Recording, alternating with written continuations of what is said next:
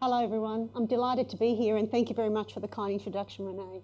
What the chairman also forgot to mention is that he's actually overseas in holidays on the coast of Croatia, which is the reason why he couldn't be here, so he nominated me at short notice. Look, I'm really delighted to be here, and I thought before I start, you've heard a little bit about me. Can I just get a show of hands to see who's from industry in this room? Okay.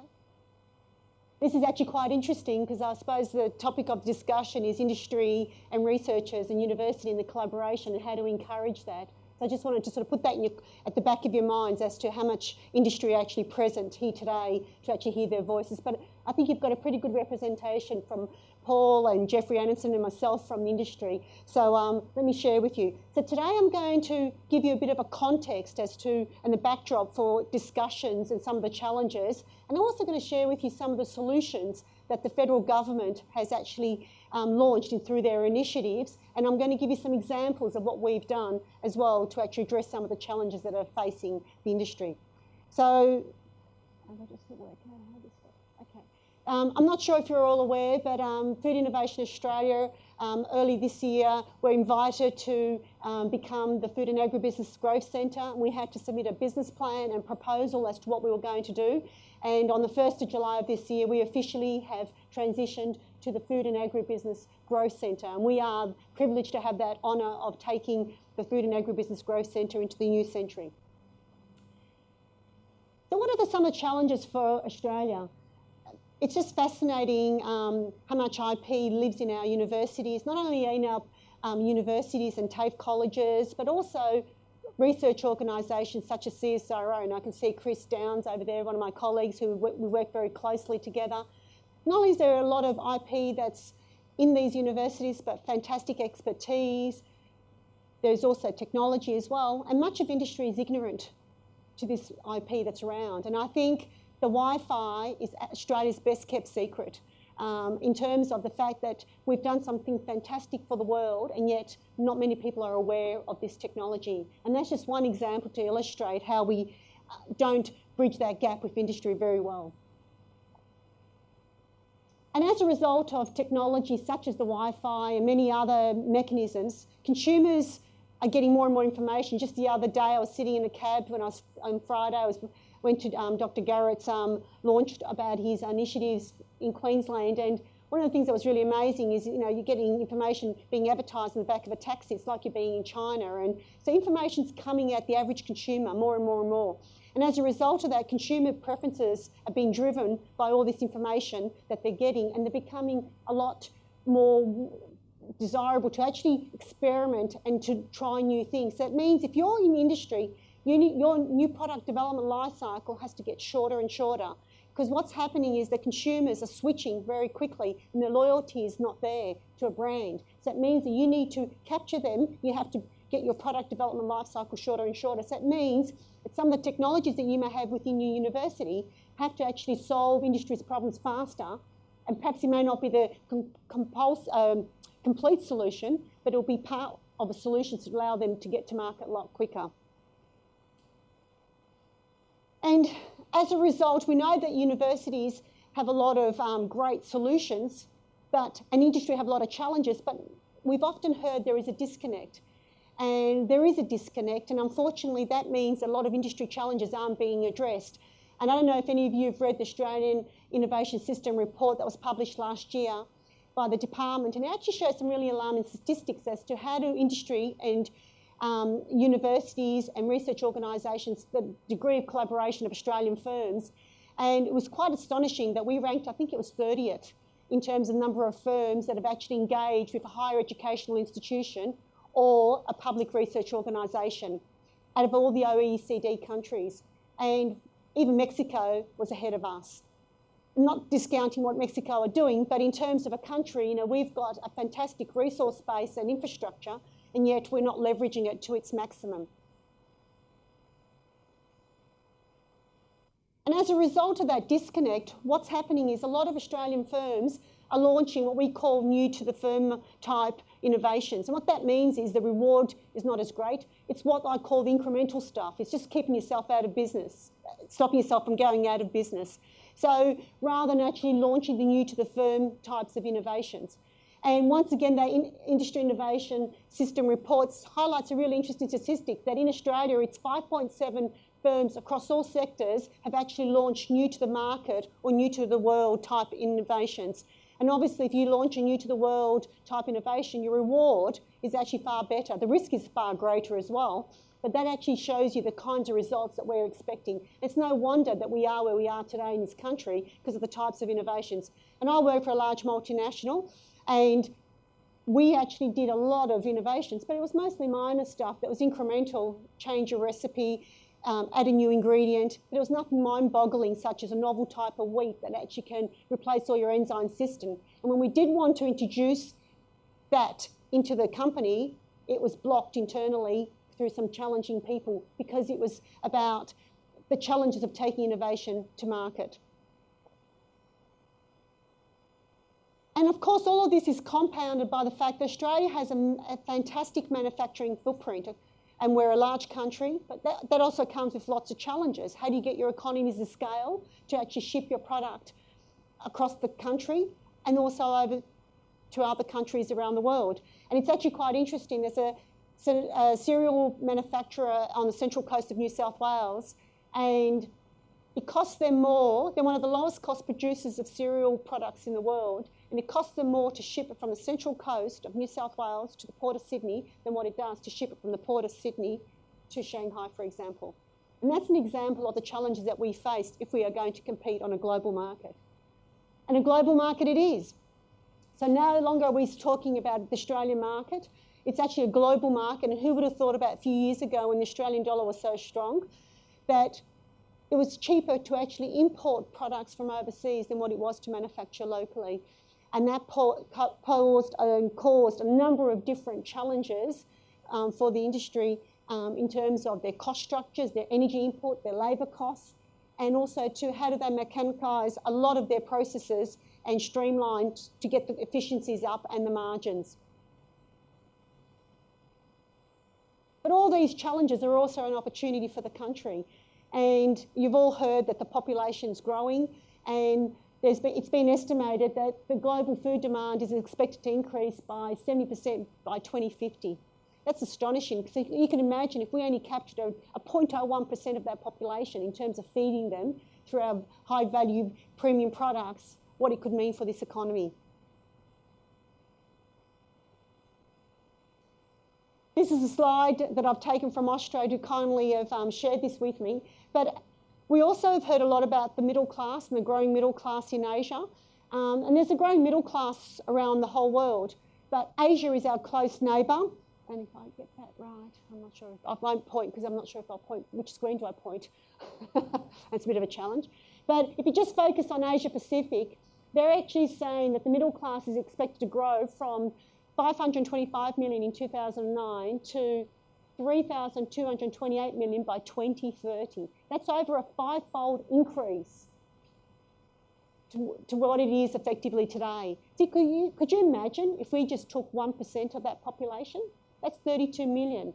That's more than doubling Australia's current population of 23 million. We could do it. We absolutely could do it in terms of feeding the types of basket of goods that people are eating today in that growing middle class in the Asia Pacific. So what are some other sort of challenges and I suppose an opportunity for the country? I'm not sure if you're aware, but Australia produces enough food to feed about 60 million people. So I've just talked about a 23 million current population. There's a 32 million growing middle class. We could feed those people. We have enough resources today to do that.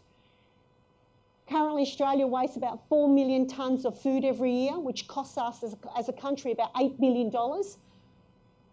And about 20 to 40% of fruit and vegetables are rejected before they reach the shops. That means anywhere along the value chain. So from the time that it's grown, to it's picked, to it's put into a box, to it's put on a crate, to it's put on a truck, to it's put on a train, to it reaches the retailer. Could you imagine if we actually put processes in place that stop this wastage of our fruit and vegetables? Could you imagine if all the food that we waste, that 4 million tonnes of food, if we converted that into high value premium products, could you imagine if we used our production capability, if we used our biosecurity processes, our systems and our knowledge, and we focused on producing premium products, high value, that can actually help address some of the middle class's choices and preferences for more protein. We heard earlier from the presenter, he talked about, yes, we're all wanting protein as a source. As we become more affluent, we're wanting more protein in our diet, not just from a meat source, but potentially from a vegetable source. Imagine what we could do. So this is a really exciting proposition for the country. We've got the resources. All we just need to do is be a lot smarter about how we use those resources to extract the value for our economy.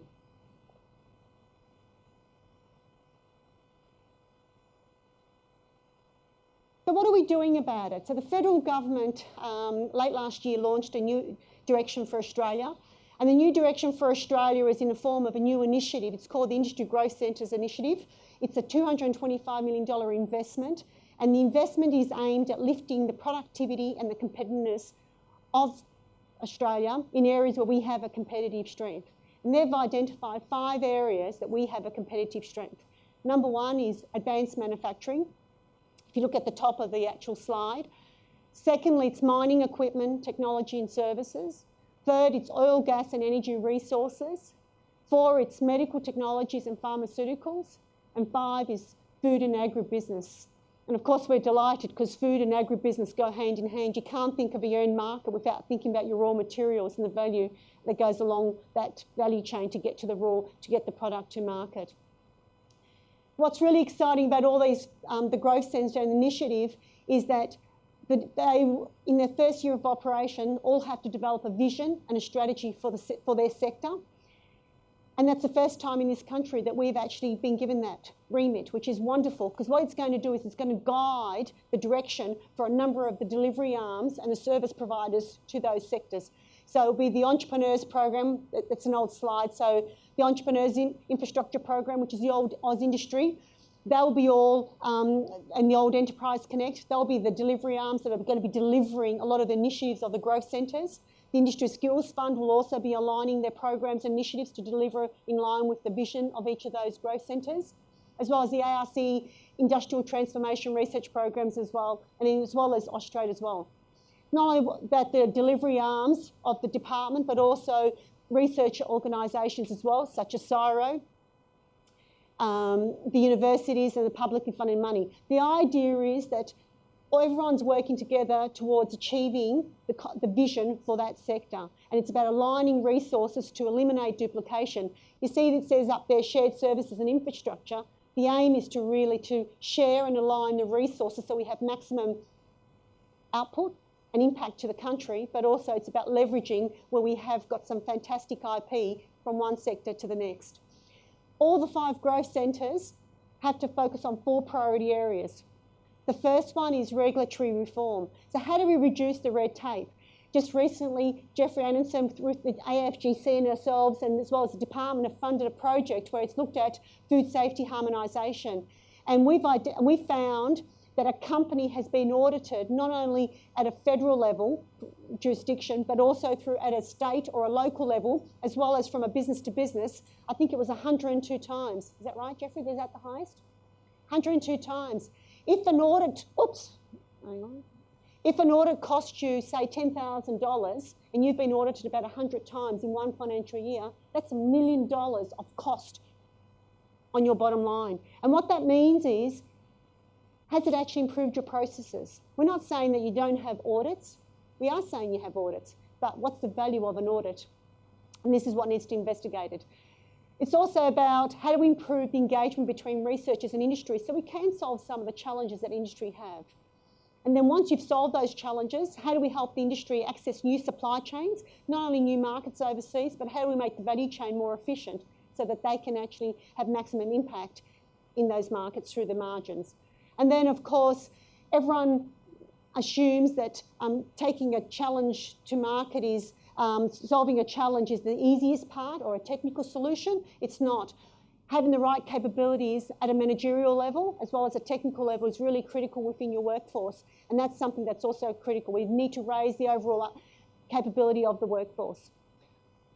And as universities, or majority of the people here are research organisations or universities, what you'll be really interested in is of that $225 million, there is an industry growth fund of $63 million available to apply for, but you cannot apply as a university. You have to be an industry-led project, and you have to work through the growth centres to ensure that you're delivering on the vision of the growth centres. But it's a really exciting opportunity because it's about collaborative projects which are led by industry to address some of the key challenges. So what is the Food and Agribusiness Growth Centre doing in particular? And I thought I'd share with you our response to what some of the challenges and opportunities are, but also what our remit is in the areas that the federal government has actually worked with us to identify. So first of all, we're about a catalyst for growth, and it's a catalyst for how do we improve the productivity and the competitiveness of the sector. We have three key goals for the sector. The first one is to how do we help the industry have the self-confidence, the capacity and the capability for success. So what do we mean by that? It just means that the industry have all the knowledge, all the resources, all the capacity, all the capability from a technical perspective and from a business perspective to go about doing their job. Industry have said to us many times, and some of my colleagues in industry will say that just equip me and I'll go off and do it. I know how to do it. I just need some of the resources and some of the knowledge that I can't get access to. The second is the culture of connected and collaborative players. One of the key things in this country is that we think of a little town outside of Sydney as our biggest competitor, when in fact New Zealand's our competitor in the global market. Chile's our competitor in a global market. Europe is our competitor in a global market.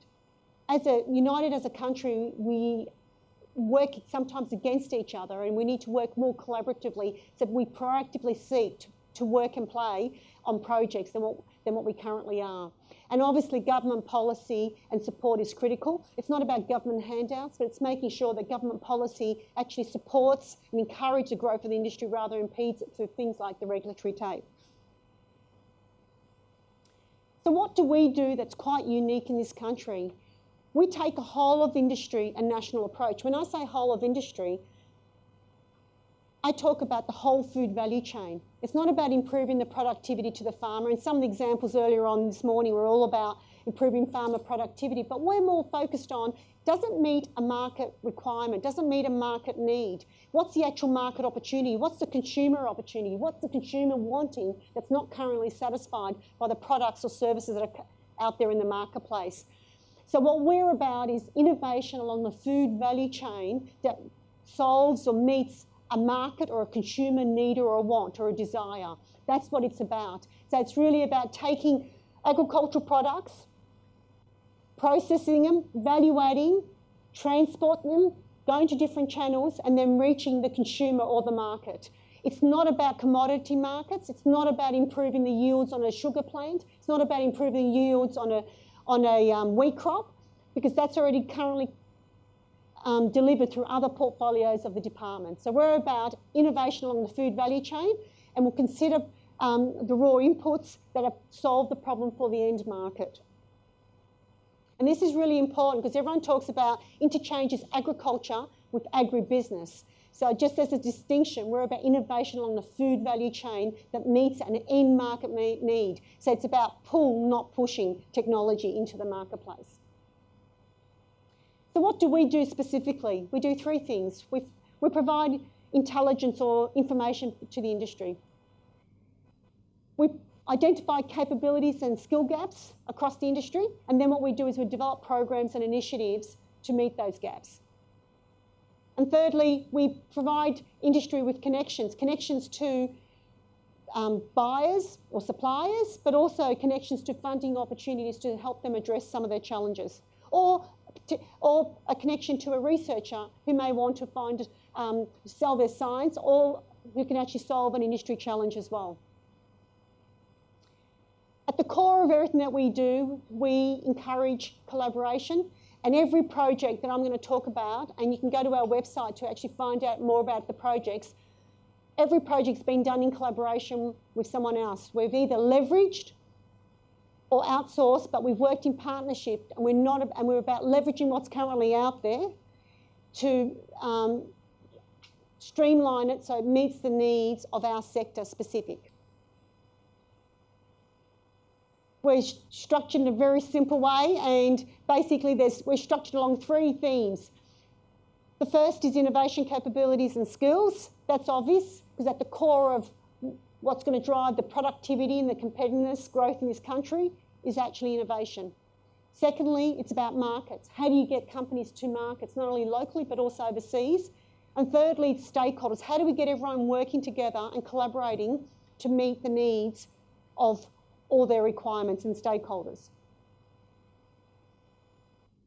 We are real people, so just recently we appointed some more people because as a small team we delivered quite a lot in a short space of time, so I won't go through the team, but basically we've all come from industry, so that's something that we do bring as a perspective. I'm a scientist myself, having worked at CSIRO and also lectured, as well as worked in the real world, but we've all come from industry, no matter what our background, so our lens is always from an industry perspective, and including our chairman, Peter Schutz, who's there on the left, on my left. It's your left too, depending on which way you look at it. Okay, so let me share with you an example, a couple of examples to bring it to life. What kind of projects have we done? So how do we connect you to the information? Industry have said to us, we want to do a course, but we don't know where to go to find out to do a course on food or nutrition, for example. So what we've done is we've built a capability map, and you select a state, you click on the state, and it'll highlight all the courses, for example. It's not Opportunity, it's Queensland actually. So you can see that all the types of courses in the food and nutrition space that are available up in Queensland. If you then drill down further, you can actually get them listed by what they are. And I apologise if your course is not up there when you do go to the website, but this is what industry have said. We want to know what courses there are. I don't have the time to go searching through all the information that's out there. So how do you make it credible? We've made it credible. So this is live, so you can help guide people. If you're not on there, I do encourage you to get in contact with us so your course can be listed. The other area that is company want is access to market intelligence. I'm not sure if you're aware, but Australia's losing market share in pretty much every segment that we're playing in overseas.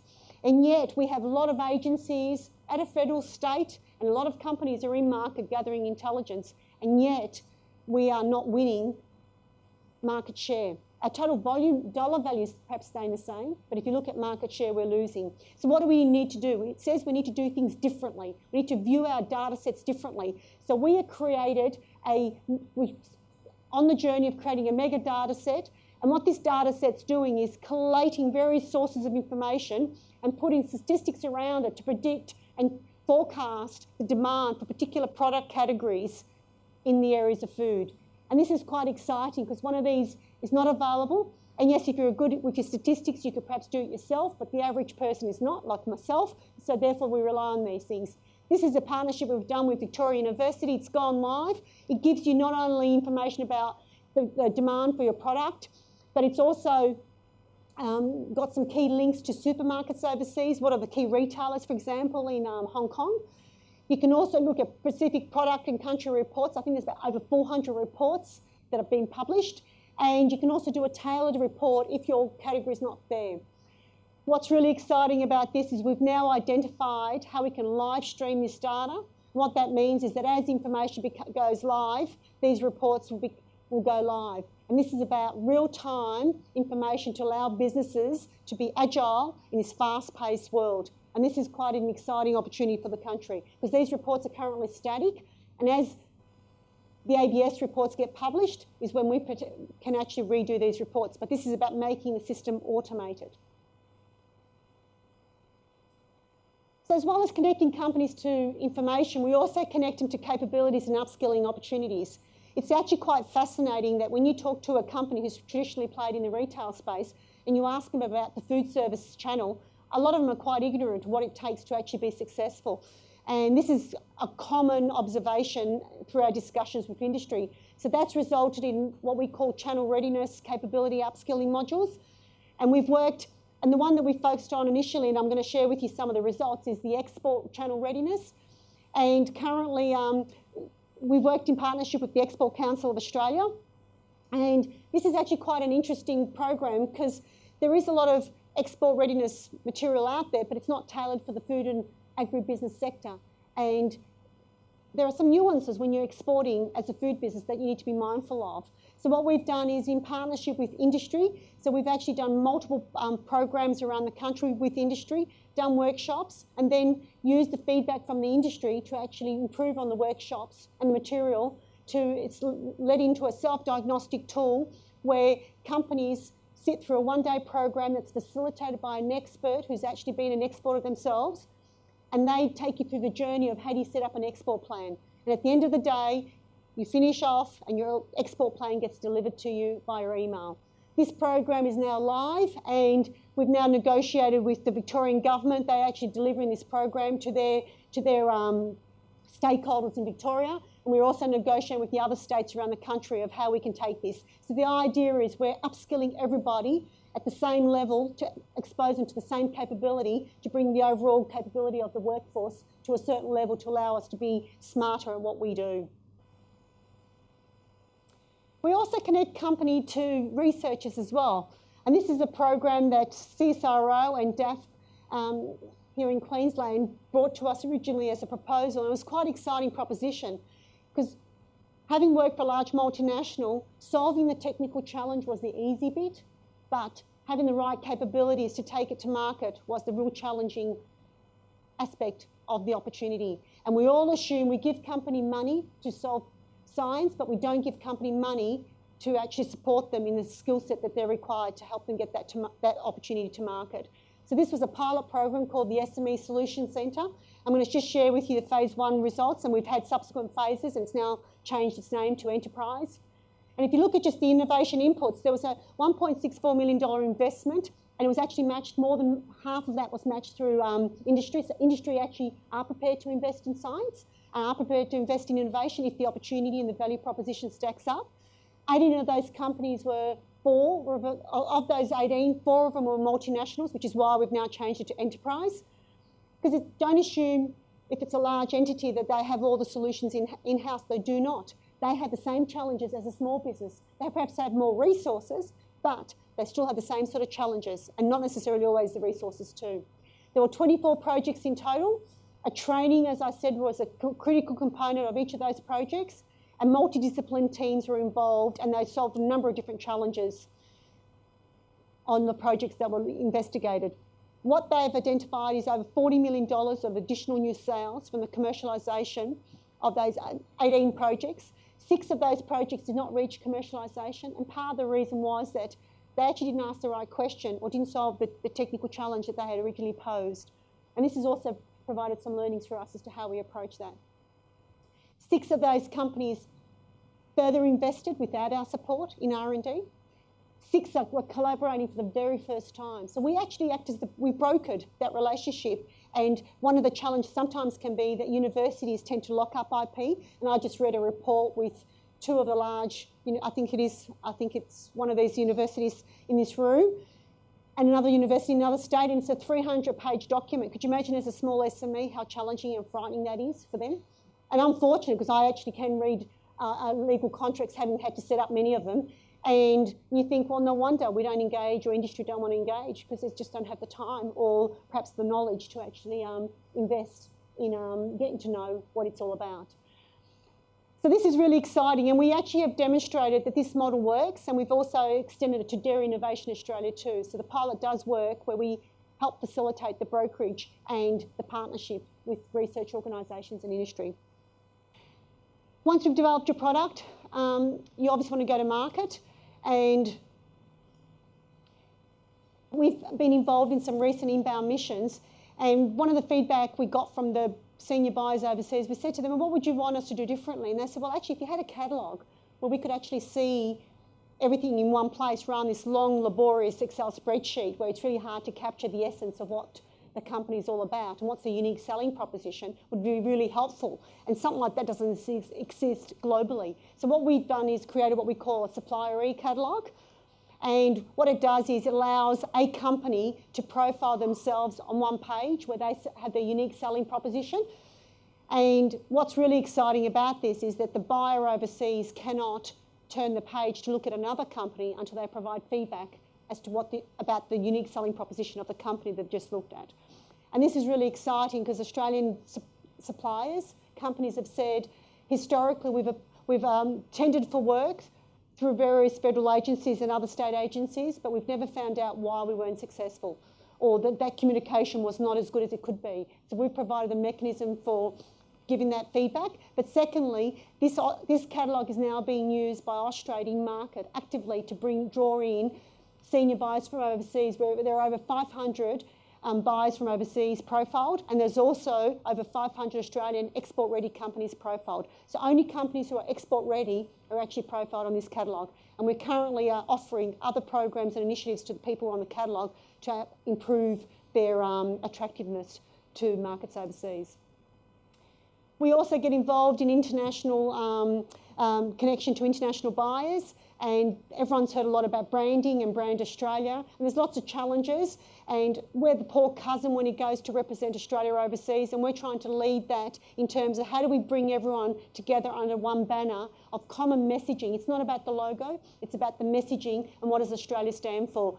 And we were in HOFEX earlier this year, and what was really exciting about HOFEX was that we actually represented, I think it was over 30 companies who are profiled on the Supplier catalogue, and we had the catalogue on display, so as buyers would come through, they could flick through and see other organisations. And so it's a new way of how we're connecting the buyers and suppliers across Australia. So I hope I've given you a bit of a flavour of what the challenges and provided the context for today, and then what are some of the solutions that we are starting to bring together and tease out to meet some of those exciting opportunities and opportunities for the country. And if you do want to find out more about any of those programs, you can come and see me afterwards, or send us an email, or even go to our website. And there is the report from last year is available, and there is some other market information available as well. Thank you for your time.